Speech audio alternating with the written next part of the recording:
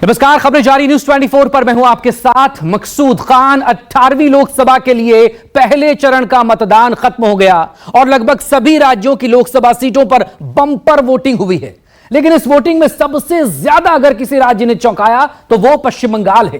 पश्चिम बंगाल की 3 सीटों के लिए जनता ने बम्पर मतदान किया। पश्चिम बंगाल में इस बम्पर मतदान के बाद बीजेपी और टीएमसी दोनों ही पार्टियां सत्ते में हैं और दोनों ही पार्टियां अपनी अगली रणनीति बनाने में जुटी हैं। आखिर पश्चिम बंगाल में इस बम्पर वोटिंग की वजह क्या है और कैसे आने वाले चुनाव के फेजेस पर इसका असर दिख सकता है, बताते हैं आपको इस खास रिपोर्ट में।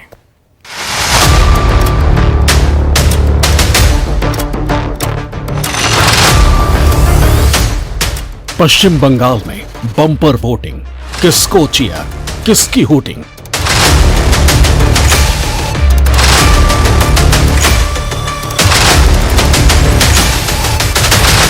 पहले फेज में 3 सीटों पर रण, जनता ने किसके लिए बनाया मन।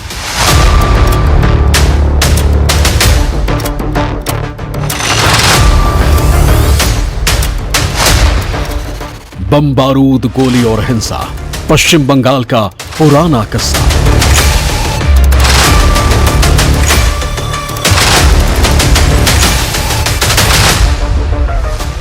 अठारह राज्य और 3 केंद्र शासित प्रदेशों की 102 सीटों पर वोटिंग के साथ 2024 लोकसभा के लिए पहले चरण का मतदान खत्म हो गया। पहले चरण में करीब 1625 प्रत्याशियों की किस्मत ईवीएम में सील कर दी। लेकिन पहले चरण के बम्पर वोटिंग ने इलेक्शन कमीशन को खुश कर दिया, तो वहीं पॉलिटिकल पार्टियों के लिए कंफ्यूजन और बड़ा हो गया। 2024 के लोकसभा चुनाव के पहले चरण में 102 सीटों पर जनता का जबरदस्त उत्साह देखने को मिला। देश के बदलते तापमान ने पहले बम्पर वोटिंग को बढ़ाया और फिर देश के सियासी टेम्परेचर को भी बढ़ा दिया है। पहले चरण के तहत हुए वोटिंग में 60% की वोटिंग रिकॉर्ड की गई है। लेकिन सबसे ज्यादा चौंकाया पश्चिम बंगाल ने, जिसके पहले चरण की 3 सीटों के तहत 78% की वोटिंग दर्ज की गई है। पहले चरण के इस उत्साह को देखते हुए बाकी बचे 6 चरणों का उत्साह और भी दिलचस्प हो गया है। पश्चिम बंगाल में लोकसभा चुनाव के पहले दिन कूच बिहार में हिंसा देखने को मिली। यहां मतदान शुरू होने के तुरंत बाद तृणमूल कांग्रेस और भारतीय जनता पार्टी के बीच झड़प की खबरें आने लगी। शहर के पास चांदमारी गांव में दोनों दलों के कार्यकर्ताओं और समर्थकों के बीच झड़प हो गई। पथराव की भी खबरें सामने आई। खबरों के मुताबिक इस हिंसा के दौरान एक व्यक्ति घायल हो गया।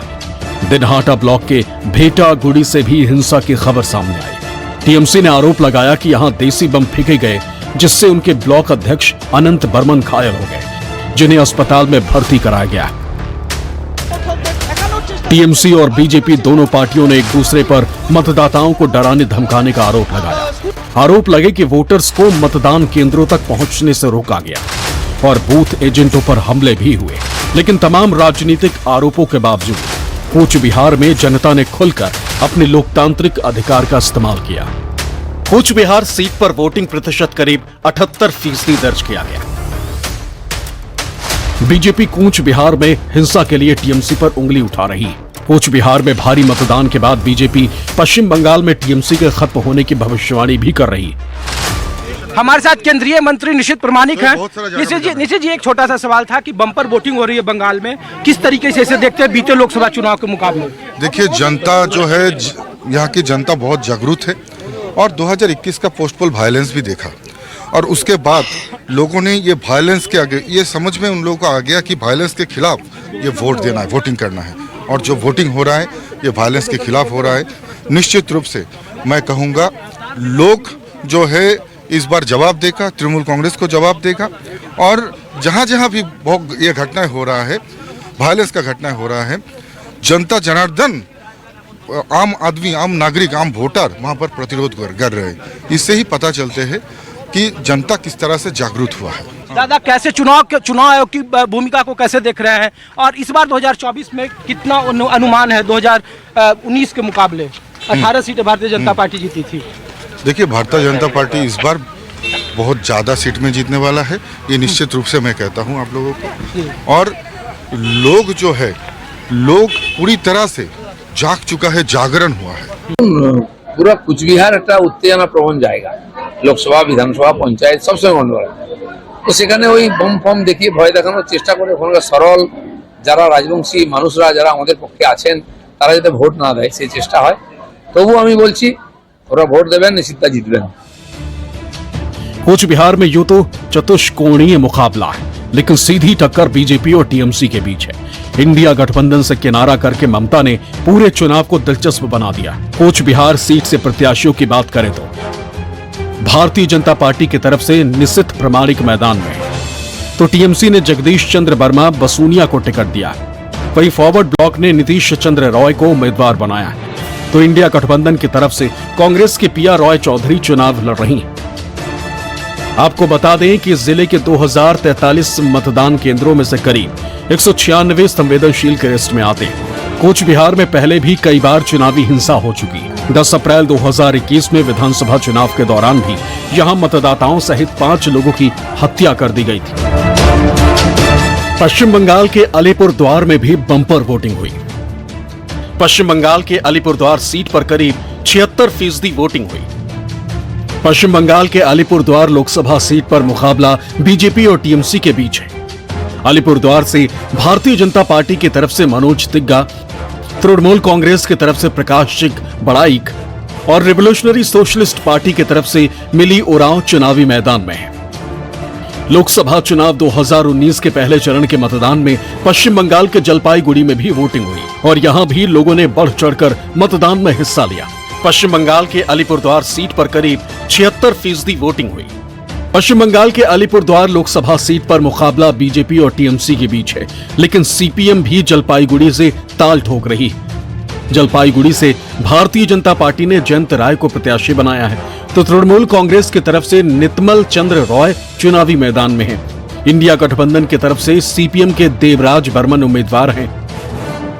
जिस तरह से पश्चिम बंगाल में मतदान का प्रतिशत दिख रहा है और खास करके इस भीषण गर्मी में 41 डिग्री से ऊपर के तापमान में मतदाता घरों से बाहर निकले हैं और बम्पर वोटिंग की है, वो संकेत तो बता ही रहा है कि जिनके भी खिलाफ एक उनके मन में एक भाव तो है कि हम अपने वोट की चोट से हम चीजों को बदलेंगे, व्यवस्था को बदलेंगे। तृणमूल कांग्रेस के प्रति एक नाराजगी का इशारा तो साफ साफ दिख रहा था वहां के चुनाव में। क्या बम्पर वोटिंग इस तरफ इशारा कर रहा है या बम्पर वोटिंग जो वर्तमान में जो तीनों लोकसभा सीट पर जिस पर भारतीय जनता पार्टी काबिज है उनके खिलाफ है? ये तो परिणाम जब आएगा तब बताएगा। पश्चिम बंगाल में लोकसभा चुनाव का पहला चरण बीजेपी के लिए महत्वपूर्ण है। उत्तरी बंगाल की 3 सीटों अलीपुरद्वार, कूच बिहार और जलपाईगुड़ी में बम्पर मतदान हुआ और इन तीनों ही सीटों को बीजेपी ने पिछले चुनाव में जीता था। लोकसभा चुनाव 2019 में भाजपा पश्चिम बंगाल की कुल 42 सीटों में से 18 जीतने में कामयाब रही थी। पहले चरण की 3 सीटों के लिए प्रधानमंत्री नरेंद्र मोदी और ममता बनर्जी दोनों ने पूरे उत्तर बंगाल में जोरदार प्रचार किया। 3 सीटों पर होने वाली वोटिंग से राज्य में होने वाले अन्य 6 चरणों के मतदान के लिए माहौल तैयार होने की उम्मीद है। टीएमसी के लिए ममता और उनके भतीजे अभिषेक बनर्जी दोनों ने 3 निर्वाचन क्षेत्रों में कई रैलियों को संबोधित किया। ममता बनर्जी ने बीजेपी के खिलाफ आरोप लगाया है कि मोदी ने उत्तर बंगाल के लोगों के लिए कुछ नहीं किया। वहीं चुनाव अभियान का नेतृत्व करते हुए पीएम मोदी ने भी 1 से अधिक बार उत्तर बंगाल का दौरा किया और टीएमसी पर निशाना साधने के लिए भ्रष्टाचार के आरोपों और संदेश खाली की घटना का सहारा लिया। इसी धरती पर टीएमसी के राज में नारी शक्ति पर अत्याचार का घोर पाप हुआ है। संदेश खाली में जो कुछ भी हुआ उससे किसी का भी सिर शर्म से झुक जाएगा, लेकिन यहां की टीएमसी सरकार को आपके दुख से कोई फर्क नहीं पड़ता। मुख्यमंत्री ममता बनर्जी के नेतृत्व में साल 2011 से राज्य पर शासन कर रही तृणमूल कांग्रेस बीजेपी की जीत को सेंधमारी की तरह देख रही है। टीएमसी का प्रयास है कि वो बीजेपी द्वारा जीती गई सीटों पर वापस कब्जा करे। पिछली बार टीएमसी सबसे ज्यादा 22 सीटें तो जीत गई थी, लेकिन 2014 की तुलना में 12 सीटें कम हो गई थी। और यही वजह है कि इस बार ममता बनर्जी ने इंडिया गठबंधन बनने के बाद भी अकेले चुनाव में उतरने का ऐलान किया और रैलियों में सिर्फ और सिर्फ तृणमूल को वोट देने की अपील करती नजर आ रही हैं। আমি শুনছি কেউ কেউ বলছে আমরা ইন্ডিয়ান অ্যালায়েন্স আমায় ভোট দিন। শুনুন, ইন্ডিয়ান অ্যালায়েন্স আমি তৈরি করেছি, আর ওটা দিল্লির কথা, এখানকার কথা নয়। এখানে কংগ্রেস সিপিএম ইন্ডিয়ান অ্যালায়েন্স করে না, ওরা বিজেপি করে। তাই তৃণমূল কংগ্রেসের বিরুদ্ধে একটি ভোট কংগ্রেসকে দেওয়ার অর্থ बीजेपी के दुटो वोट देवा। कि बीजेपी अच्छा प्रदर्शन कर पाएगी 2019 के मुकाबले या नहीं कर पाएगी, ये अभी से इस पर कयास लगा देना थोड़ा इमैच्योर होगा। लेकिन हाँ, इतनी बात जरूर है कि जिस तरह से तृणमूल कांग्रेस के खिलाफ बीजेपी ने एक ध्रुवीकरण की राजनीति को एक आकार देने में सफलता पाई है, वो ध्रुवीकरण का लाभ तो बीजेपी को मिलते हुए दिख रहा है। अगर तृणमूल कांग्रेस इसी तरह से घटनाओं को अगर रोकने में सक्षम नहीं रही और बीजेपी इसको भुनाने में कामयाब रही तो ध्रुवीकरण का लाभ तो बीजेपी को मिलेगा। रह गई बात कि चुनाव में अकेले ममता लड़ी या उनको अपने गठबंधन के साथियों के साथ जाना चाहिए था, ये वहां की स्थानीय परिस्थितियां जो हैं वो बेहतर तरीके से ममता बनर्जी को पता होगा कि हमें अकेले लड़ने में फायदा है या हमें गठबंधन में जानी चाहिए, क्योंकि गठबंधन में कांग्रेस या वाम दलों के साथ ये साफ साफ कह दी थी कि नहीं, हम अपनी ताकत पर लड़ेंगे। आंकड़े बता रहे हैं कि भाजपा पश्चिम बंगाल में लगातार मजबूत हो रही है। राजनीतिक जानकारों का मानना है कि लोकसभा चुनाव 2024 में बीजेपी नंबर 1 पार्टी के रूप में भी सामने आ सकती है। अलग अलग सर्वे में भाजपा के लिए 20 से ज्यादा सीट जीतने का अनुमान लगाया जा रहा है, तो वहीं बीजेपी ने अपने लिए 35 सीट जीतने का टारगेट रखा है। 2024 के मिशन 400 के लिए मोदी ने विरोधियों के लिए पश्चिम बंगाल में अपना प्लान एक्टिव कर दिया। दीदी के गढ़ में इस इम्तिहान को पास करने की जिम्मेदारी प्रधानमंत्री ने खुद अपने कंधों पर उठा ली, जिसके दम पर अब मोदी सरकार 2024 में बंगाल फतेह करने का सपना देख रही है। इस समय मौजूद है वसीरहाट में और वसीरहाट लोकसभा चुनाव केंद्र पश्चिम बंगाल के लिए अहम है और यहाँ पे टीएमसी और बीजेपी पार्टी के दोनों उम्मीदवार प्रचार प्रसार कर रहे हैं। और इस बार दिलचस्प इसलिए बन चुका है क्योंकि संदेश खाली का मुद्दा पूरे पश्चिम बंगाल, पूरे देश में गूंज रहा है और हमारे साथ में यहीं के लोग हैं, इनसे ही जानते हैं कि इस बार वसीरहाट लोकसभा चुनाव में लोग क्या चाहते हैं, किस वजह से डिमांड है, क्या इनका मुद्दा है और इस बार किस विषय पे अपने मत का प्रयोग करेंगे।